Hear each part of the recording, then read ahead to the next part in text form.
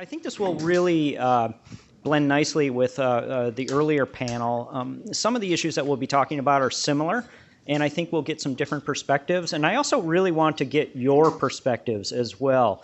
I have probably about 3 hours of material here, so we'll just go until our time is done. Looks like they're only giving us 10 minutes. Wow, this is going to be tough.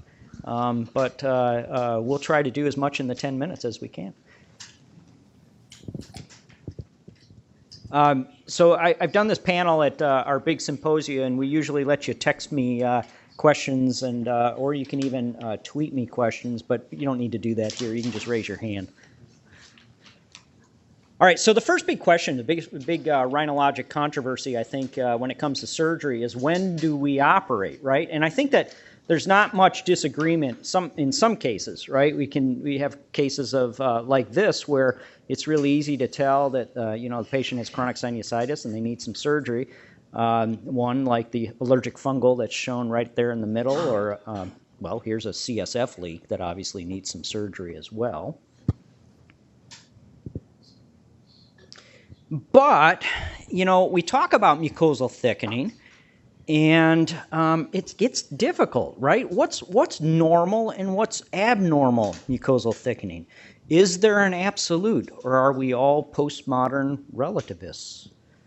So that's really the big question. When does it become significant? So there's been a lot of recently in the literature looking at this, trying to figure out what is significant? And a lot has been done looking specifically at Lund-Mackay scores combined with SNOT-22 scores and what have you. And this was Claire Hopkins' paper. She noted that previous studies had normal patients with a Lund-Mackay score of around 4, so supposed normal, non-sinusitis patients with a score of around 4. So therefore, the idea being that maybe we shouldn't operate or shouldn't choose to do any procedures on patients with scores less than 4. But she also noted that patients who had scores of less than 4 who did have surgery actually, lo and behold, did pretty well. So is there an absolute score that we need to be thinking about? This was another study from Tim Smith's group saying similar types of things. He noted that endoscopic sinus surgery, quality of life improvement in patients with low stage CT chronic rhinosinusitis was pretty significant, surprisingly so. Again, when you think about the degree of disease based on the CT alone. So, first question to the panel: is there an absolute minimum? What is the role? What do we use here to make a decision about surgery? Ray? I'm Ray. You're not Ray, Greg. Yeah, I think that there isn't an absolute minimum. I think you take into account a whole variety of things, mainly the history, the clinical picture, what management the patients had before you're going to consider surgery. And I also think what sinuses are involved. I don't think you can go specifically on a Lund-Mackay score. I think somebody who's got an isolated sphenoiditis is much, much more likely to end up having surgery than somebody who's got an isolated partial ethmoid opacification. Right, and of course that can be an isolated sphenoiditis, or sphenoid, right, would be a Lund-Mackay of 2. Yep. Right? Lund-Mackay of 2. So theoretically below that 4 cutoff, but clearly has some disease there, and theoretically would benefit from something. I guess we could argue whether that'd be the case, but yeah, I agree, yeah. And then the other thing is the maxillary sinus. Mucosal thickening in the floor of the maxillary sinus, I consider it a normal finding. Right, and yet that makes you a 1, yep, at least. It makes you a 1. Right. And if you've got them bilaterally, it makes you a 2. Right. So, if you've got mucosal thickening on the floor of the maxillary antrum, particularly if you've got tooth roots there, I don't think that that's a significant relevant factor in deciding whether you're going to operate on that. In fact, I do. I think it's not a relevant factor. Sarah? Sorry, Greg. That's okay. We're going to do as much as we can to pass over. I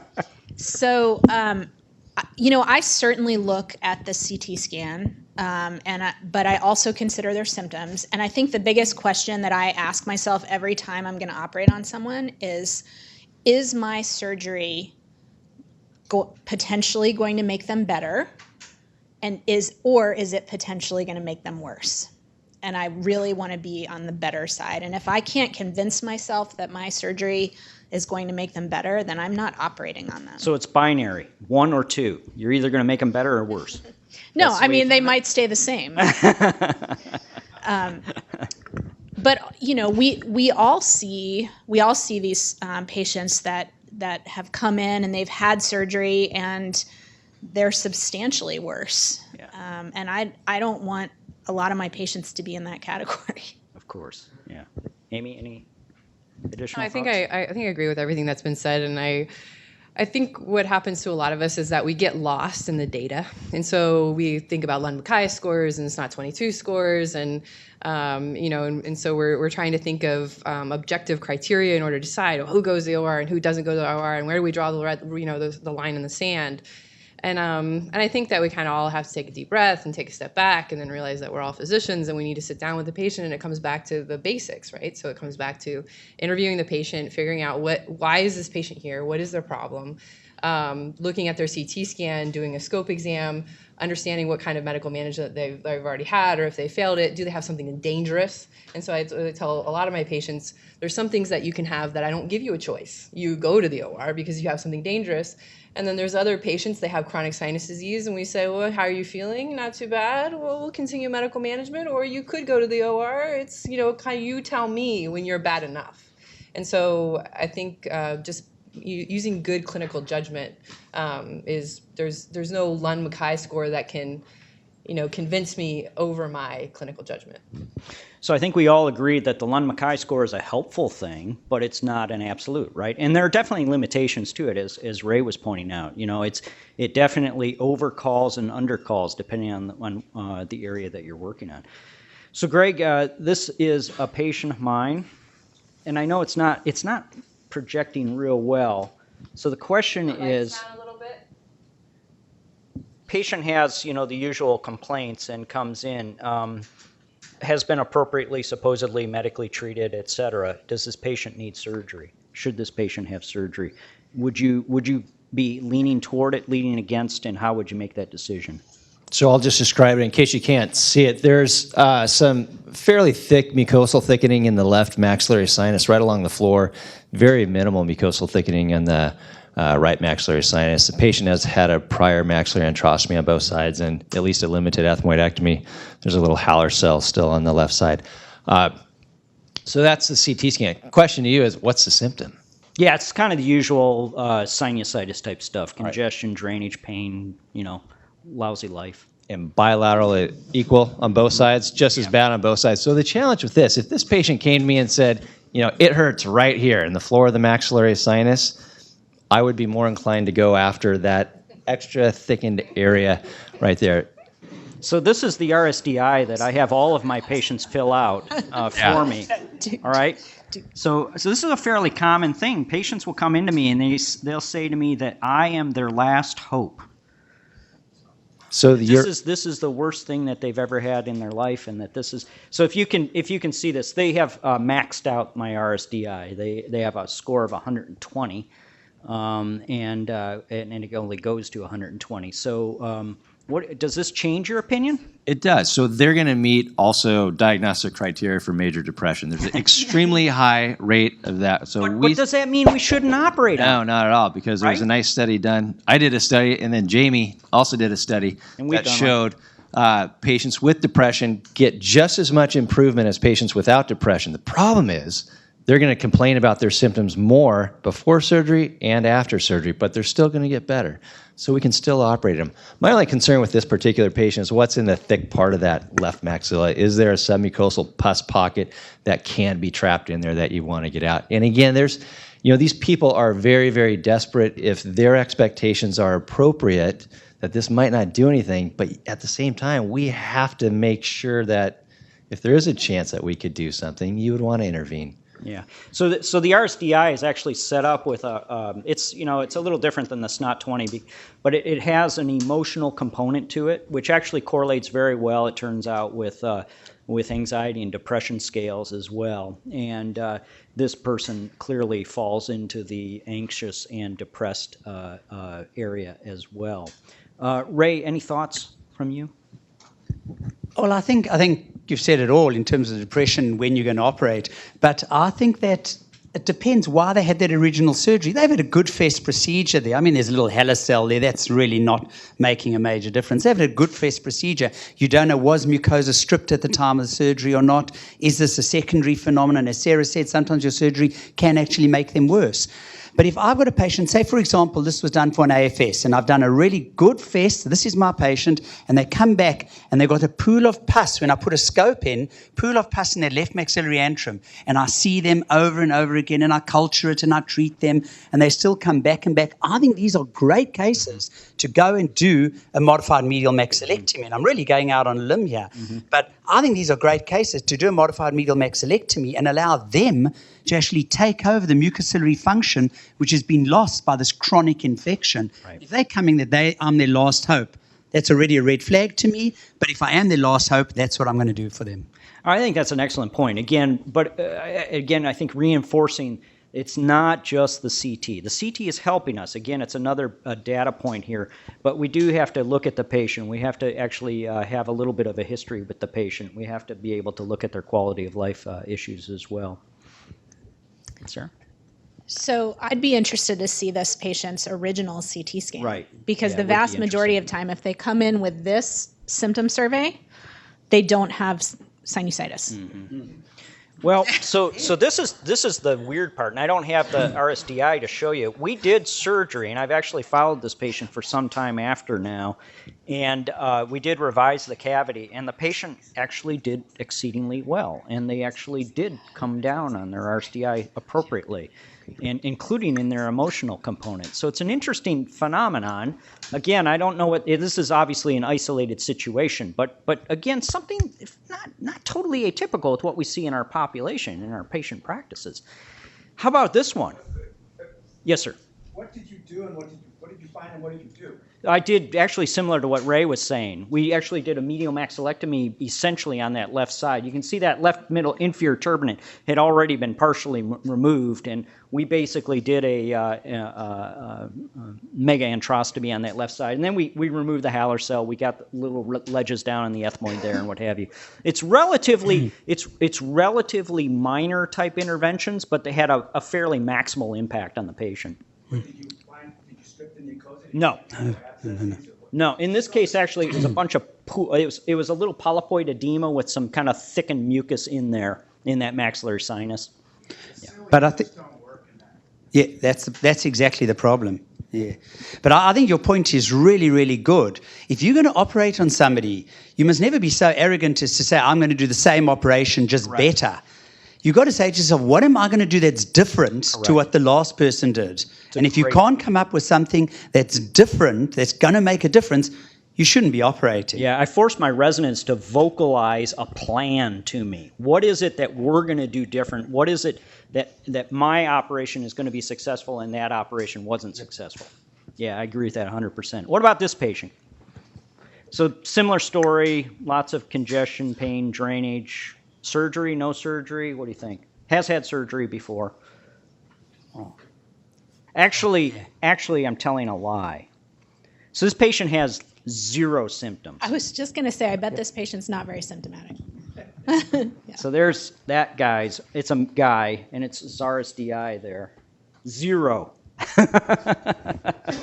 He came in originally like with snoring or something like that, which didn't bother him, right? It was his wife who was complaining, and so we started looking at it, and lo and behold, we find he has this. What is this diagnosis? Is this AFS. Yeah, it looks like kind of classic AFS. Now he's had surgery before. He didn't think anything was going on. But he has a heterogeneous signal throughout that sinus cavity. That is what he has. He has AFS. So he has really 0 symptoms from this. So what do you do with it? This is kind of the opposite situation, right? Maximum disease or a lot of disease on CT and yet really asymptomatic. Do we operate on a CT? Do we operate on a patient? All right. Treat them. Treat them. Okay, we treat them. Some steroids, antibiotics. Treating them with steroids and antibiotics, which you can call aseptic necrosis, C. difficile colitis, and he doesn't have any symptoms. right? So we got to be careful with that, right? So one thing I find in these patients is oftentimes they don't know how symptomatic they are until you clear them out, right? I mean, they come in and they haven't breathed through their nose in years, and they haven't smelled anything for years, and and then eventually you kind of get them to the OR, and then they come back and they tell you how great they feel because they didn't know they felt bad. It's like the asthmatic that doesn't that's got an FEV1 of 30 and doesn't know they have asthma. So I'm going to open the can of worms here. Is there a gender difference with this experience that you're describing? I don't think so. So this is called response shift. And we studied it a few years ago. We gave people the SNOT 20 at the time. 6 months after surgery, we got a SNOT 20 again, but then we asked them to fill out the SNOT 20 as if how they think they felt before surgery. And the difference between what they actually filled out to now what they say they filled out, they always now feel like, oh, my symptoms were really bad before surgery. And it's the classic, I didn't know how bad off I was until I got better. So I think there is reasons to do this.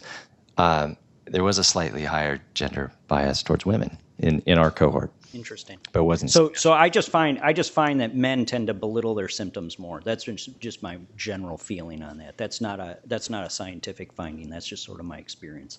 So this wasn't an unusual situation for me where I see a male patient who seemed to not have much in the way of symptoms. But this I remember that article. It was excellent discussion actually. It is interesting how patients do have that shift that occurs.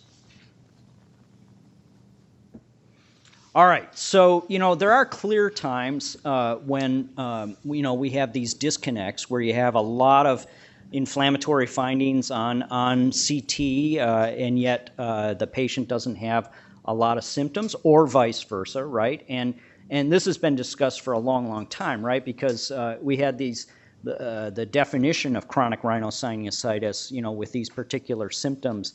That was put forward back in the 1990s, but then when you actually looked at CT scans and tried to correlate to the symptoms that patients experience, you find out there's very little correlation at all. And the nice article from Jim Stankiewicz that described this phenomenon. And this is just a great example. I don't know if can I run these? I don't know how to run these here. Jason, can you run the videos? Can you run the top one there? Yeah, you can run the bottom one too.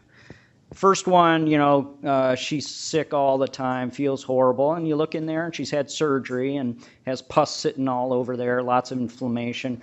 And then I put her on some medical therapy, do some irrigations, budesonides, maybe some antibiotics and what have you. Look, at the cavity's definitely better in that lower video, but there's still a lot of pus sitting in that maxillary sinus. And interestingly, again, I look at that sinus and I say, I'm not happy with it. I mean, I think there's pus in it. I mean, it looks unhappy to me. It's clearly better, but it's not really where I think it should be. But she thinks it's amazing, And so what am I supposed to do with that? It's hard for me to convince someone to do surgery on that, which I actually think she would benefit from, when she feels so well. Okay, so what do we do with the disconnects? And I think we've kind of hit this a little bit, so I'm going to gloss over this a little bit. What about no mucosal thickening? Oh, man. Now we're really getting into the weeds here. Patients that have lots and lots of symptoms and no mucosal thickening at all on their sinuses. And so this was an interesting email that came across my desk, which I think is worth reading. The yellow box there. It's from a representative of a particular instrument company, and he says that I asked the question, doctor, if you have a patient who's failing medical therapy over and over, however, their CT scan suggests clear sinuses, what do you do?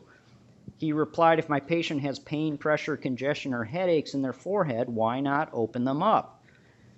And then down on the bottom says, lastly, another one of my MDs had a chat with the radiologist that does his scans. He explained the in-office concept to him and a little about devices, and basically said, I need you to pay close attention to the OMU when you read these scans for narrowing in particular.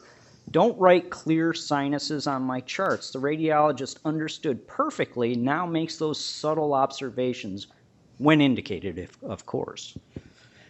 So the point here being clear sinuses, symptoms, clear sinuses, symptoms, this person saying surgery is the right thing to do of some sort. This isn't recurrent sinusitis. This is just persistent symptoms surgery. You guys have any thoughts on this? You have any thoughts on what we should do with this particular representative? I've got some thoughts on what we should do with a surgeon. But I mean, the reality is that I don't think you should be operating on patients with absolutely normal endoscopies and radiology. I don't think that you're going to... Well, we just said, though, that the CT doesn't correlate. No, but I'm saying with normal endoscopy, normal radiology, and when the symptoms just don't connect at all. I think you've got to look at other things that's going on here. And I think if you're just going to operate on their sinuses, well, you can potentially... You can do very, very well because you can induce chronic sinusitis and then you've got something to treat. Mm-hmm. But the reality is that you're not actually going to fix the sinuses because there's a great Australian saying. It says, if it ain't broken, don't fix it. Wow, that's come across to the U.S. as well. I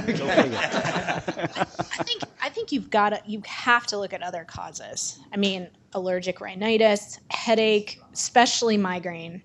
Our institution has written a number of things about migraine, and migraines can have nasal triggers, they can have nasal symptoms, and the vast majority of sinus headaches fit the IHS migraine criteria. So that's almost always number one on our list, especially when the main complaint is pain. And certainly you're not going to fix a migraine with sinus surgery. Mm-hmm. Well, but I mean, again, a lot of these patients have a lot more than just pain. I mean, they're going to have congestion, they're going to have some drainage and such as well.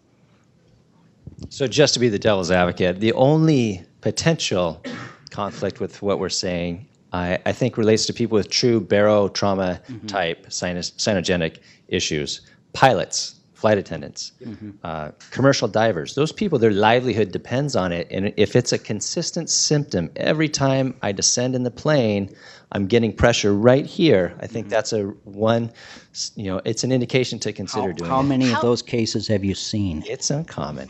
Yes. How many? You're a full-time academic rhinologist. Yeah. I mean, we see them. It's not often. I mean, I can rare. count on one hand, though. That's the thing. Yeah, we have a physician in our community that we actually refer to as Dr. Barotrauma because it's very common in the mountainous regions of Atlanta. In the mountainous regions of Atlanta, and it's I believe the most common indication written for ordering a CT in his practice. Interesting. But of course, to be fair, it is Delta's hub. No, but I do think that this is not a do not correlate situation. If you've got somebody who's getting recurrent left frontal pain and they've got a big Kuhn type 3 or 4 cell there and they've got a bit of mucosal thickening around it, that's a correlation. It's not a do not correlate. Right. So I think they're different things. Barotrauma is a very real entity, and sinus squeeze syndrome is a very real entity. No. I can tell you, I'm a candidate. I had sinus surgery because of sinus squeeze syndrome, and it's changed. I agree with you. Yeah. I mean, we published a paper on frontal pain, and the characteristic that you see, it is a bit of air and mucosal thickening. Yep. If the sinus is completely opacified, the pain is on descent from an airplane or whatever is usually not going to be there. I've got a pilot. Because there's no air in there. Because there's no air, right? I mean, I've got a pilot that I see that had a previous surgery for anesthesio and has a huge frontal mucocele. He doesn't want to have surgery for it because he's like, it doesn't bother me. Yeah, it doesn't bother me. And then when they've got a nicely aerated sinus with no mucosal thickening, it's also going to be less frequent that they're going to have pain that's actually associated with the sinus. But that, a little bit of mucosal thickening and some variant anatomy and it happens. Yeah. But I think back to the normal operating on a normal scan, I think all of us have multiple patients who have come to us having had 7 surgeries in the past, and you tell them, bring every CT scan. I want to see every CT scan over the last 15 years, bring them all. And then you load every single CT scan, and then you take them through every single CT scan, and we've had, I've had these patients, I know that you have, where you go through the CT scan and you're like, here's your CT scan 15 years ago, normal sinuses. Here's your CT scan after your first surgery, normal sinuses. Here's your CT scan after your second surgery, normal sinuses. Here's your CT scan after your 7th surgery, normal sinuses. With a CSF leak. With a CSF leak after the repair. And so, and their complaint is headache or whatever, and you diagnose them with migraine and they cry in your clinic. And so your job is to find out why. And so I think, when you have a normal CT scan, great, tell the patient, congratulations, your sinuses are, they're perfect, they're enviable. I wish all my patients' sinuses look like that. Make sure you present it as a good thing, because they want there to be a reason, and they want it to be physical, and they want to see it. And migraine also has been, at least in this country, people think they're weak because they have migraines, or it's been stigmatized. And so you have to help them, bring them to, the actual correct diagnosis. All right, Jason, do you mind hitting the video on the left for me? Patient, pain, pressure, congestion, headache. This is the pre-op film when they come to see me. Oh, there it goes. Okay. Okay, the bottom line here, I don't see anything. I mean, to me, it's a stuffy nose, but I don't really see any mucosal thickening in these sinuses. Now, can you show the one on the right? Hit the one on the right there. So they come to me now having had surgery, and they've got pain, pressure, congestion, headache, just like before, but now they also have like pus from their nose, and they get more sort of acute inflammation, things like that. As has been said, now you have something to treat. Now not only do I have something to treat, but now I have a surgery that I probably will do because I want to try to clean that sinus up. But now I'm not going to make all those symptoms better, right? But they've got a mess in there really right now. So again, I think we're beating this horse, but I think it gets a little confusing and a little bit difficult in some of these situations. I think the point being that you don't want to be operating on those normal sinuses. I would argue that was a mistake. So there are some minimal procedures that we can do, however, in some of these situations that may be beneficial. I like to read the ENT message boards. This is very popular. I don't know if you all have been looking at ENT Connect. This was something that came on just a few months ago. Maybe Cigna doesn't know about all the hugs you have received from balloon procedures, and instead they are relying on objective radiographic evidence of sinonasal inflammation in the diagnosis of CRS. Perhaps the insurance companies and physician colleagues will start accepting testimonials, normal CT scans, and documentation of hugs when considering surgical interventions. Were they paid in hugs? What do you guys think of that? Should we be thinking about hugs more to make decisions about surgery? There are rules about that in Australia. Okay, we'll move on. But Brent, I just want to ask one question. How many of you put those patients on amitriptyline? I love amitriptyline. Because I think that's, Nick Jones from the UK did a lot of work on that, and I think it's fantastic. I put all those patients who've come with 7, 8 surgeries. You often have your patient there, Brent. I would probably operate on them with a very guarded prognosis for their sinuses. I just want to get it looking good. Mm-hmm. But they all go on amitriptyline. Yeah. I think that's I would argue that amitriptyline should be in the water. Sleep better. So the one caution is we are not good headache doctors. At least I am not a good headache doctor. True. The neurology headache specialists that I work with, the 2 of them, are fantastic headache doctors. It's very important, in their opinion, to diagnose the proper type of headache, because some headaches will respond to amitriptyline, some headaches will respond to propranolol, some headaches will respond to biofeedback and acupuncture. And my concern with us prescribing amitriptyline, first, I don't want to do it because you should really titrate it. But second is, if you do it and it's not really right for the patient, they're going to say, oh, that drug doesn't work for me. And they may not buy in that they have a headache in the future when you're recommending that they go see the headache No, it's a doctor. great point. I think at my place we have a great headache group down the road from us that we utilize, but it takes like an edict from the Pope to get in to see them.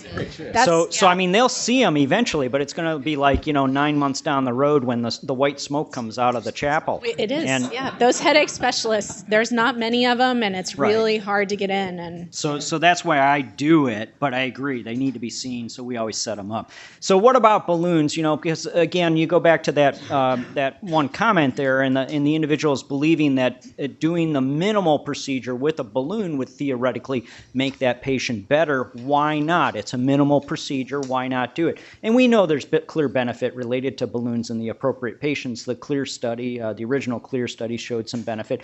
The confusing part, though, I have to point out, with the CLEAR study was that a lot of these patients were so-called hybrid patients, right? About half of them were hybrid patients. And in fact, when you sort of parse out the details of this study, we found out, and we published on this a few years ago, we noted that the patients that actually had the hybrid procedures had worse SNOT-20 scores initially, and they actually got better SNOT-20 scores post-op when they had the hybrid procedure compared to the balloon alone. So it's clear that doing sinus surgery provided additional benefit in these patients. And in fact, when you graph it out, you see that effect seems to be even bigger as you go out over time. So, but again, I'm not here to trash the balloon. The balloon clearly has indication. It clearly has value to it. And again, a nice meta-analysis that Ed McCall's group came out with just a few months ago showed that there's clearly some benefit that could be achieved with using balloons in appropriate situations. I think that's the point, though, is when is the appropriate situation. So I think we're trying to, because we have this good hammer, now we're trying to make everything look like a nail, and this is a great example of it here. This is a real nice lady who came in to see me as a second opinion about her problem with congestion, drainage, and facial pressure. And as opposed to a lot of situations, she actually had a really good amount of her records with her, including her CT scan that comes from an outside ENT that she saw, who did the scan in his office, and then he read the scan, and she actually had a copy of his report of the scan, which thought was fascinating. Can you run that video right there for me? So you'll see that this is a cone beam scan that the patient had done here, and it's not a real high quality scan, but it's showing me what I need to see for a patient with congestion, drainage, and facial pain. And then the interesting part then was the reading that the patient had with right frontal sinusitis, left greater than right, with mucosal thickening bilaterally, moderate ethmoid disease, mucosal thickening right greater than left, membrane thickening in the maxillary sinuses, deviated septum high to the right, and narrowed infundibula bilaterally. Turbinates are 3+. So, and then the conclusion, there's mild pansinusitis. It's an oxymoron, I think. Mild pansinusitis with chronic sinusitis, deviated septum to the right.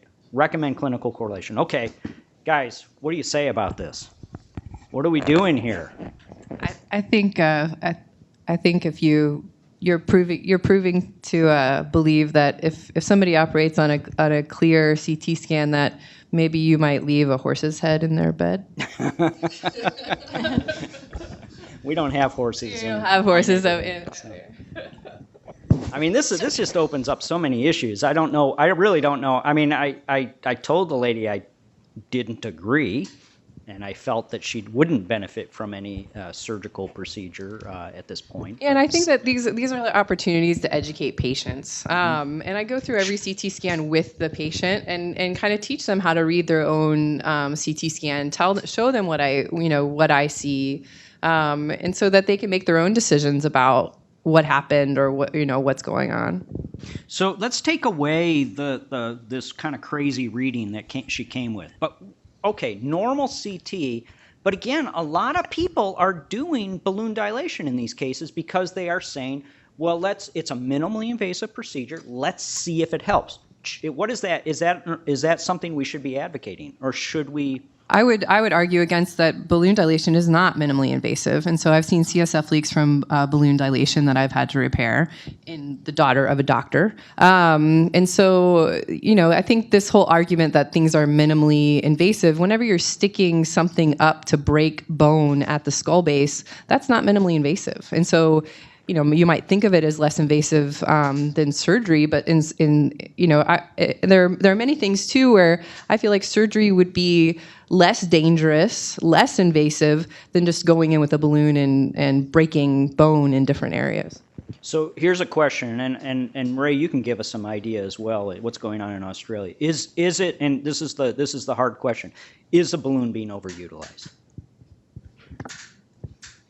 It's very easy for me to answer that.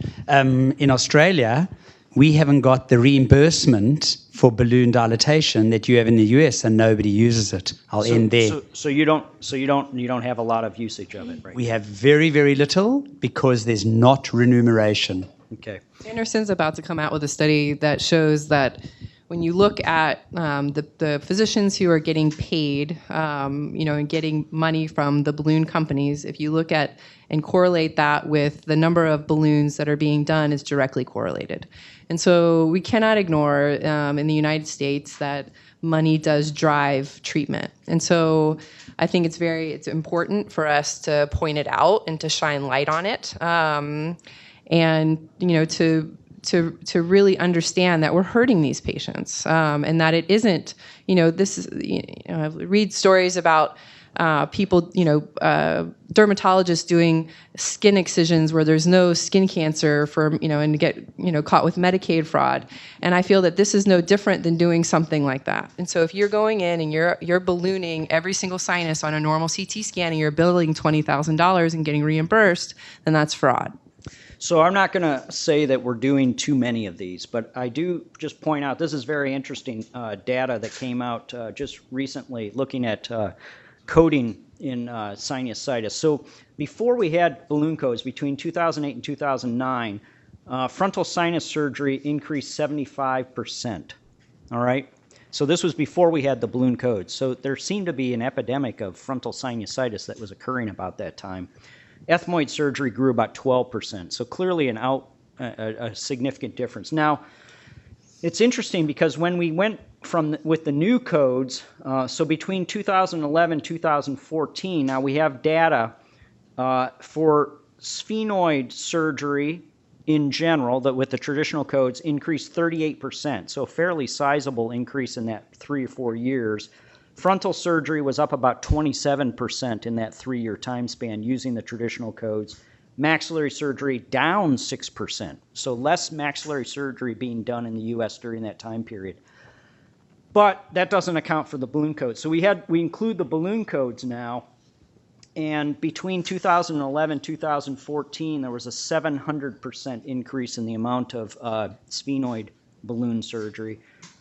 500% increase in frontal balloon surgery, and 540% increase in maxillary balloon surgery. So are we seeing, is sinusitis now epidemic? Are we seeing just a huge increase in frontal sinusitis now and in maxillary sinusitis that we didn't see previously? Is that what's going on? I can't even comment. Well, not to, these are real numbers. I mean, this is what's going on in the U.S. right now. But this is half of the numerator or denominator. You need to know, did the rates of traditional endoscopic sinus surgery go down, and did this replace? Well, these are the same. Some of them. These are the traditional codes here. I got confused with the graph here. I got to tell you, it's like late in the afternoon, Brent. That we barely see any bump at all in the traditional codes in that same time period. These are since the introduction of the balloon codes. This is the increase that's occurred. So you would expect one to go down and the other to go up. I mean, is the point? Yeah. So not to, whether or not it's a balloon versus a different instrument, don't operate on a healthy sinus. I think that's what we're trying to say. And if we're seeing a rise, to some degree, maybe the balloon has allowed surgeons who didn't feel comfortable accessing a certain sinus to now feel comfortable to do it. So that could be why. I have a good friend in Alaska who does balloon work in the frontals, doesn't enjoy doing a lot of frontal sinus work, but this does give him access to approach the frontal sinuses. So that's a very appropriate thing to use, and it's a good tool to have. Yeah, and I think that's a great take-home point. We're almost to the end here, but the point is it is a great tool. We all love it. We all think it has an appropriate use in the right situation, but just use it in the right situation. That's what we would advocate for. I think there's a good agreement on the panel about this. I'm going to close. We have 20 seconds. This is a case for all of you to consider. A very, very nice man. Very nice man. Who has complaints of occasional headache, 1 time a month since teenage years, responds to NSAIDs, perennial seasonal allergy, intermittent nasal obstruction, and that's his CT. Is that scary? All right, what do we do? We could do it tomorrow if you want. Don't eat after midnight tonight. He has allergy. Yeah. Yeah. He's got middle terminate edema there. Yeah. He's got some Huge concha. Huge concha. Yeah, look at that. concha venosa. How about that septum? Yeah. And look at the septum with the maxillary. What do you think? I think there's room for improvement. I truly do. There is. Beauty. And it's just how bad it bothers him. Yeah. So I have like no symptoms at all. I'm not faking it. I really don't. I get migraines every so often. That's what that is, right? And I have no symptoms, and yet that's my CT. No, it's all over. It's wherever. You just don't know how bad off you are right now, Brent. You don't know how sick you are. Let's find out. And on that point, we'll close it off. All right. Thanks, everyone. All right. Thank you, everybody. Yeah.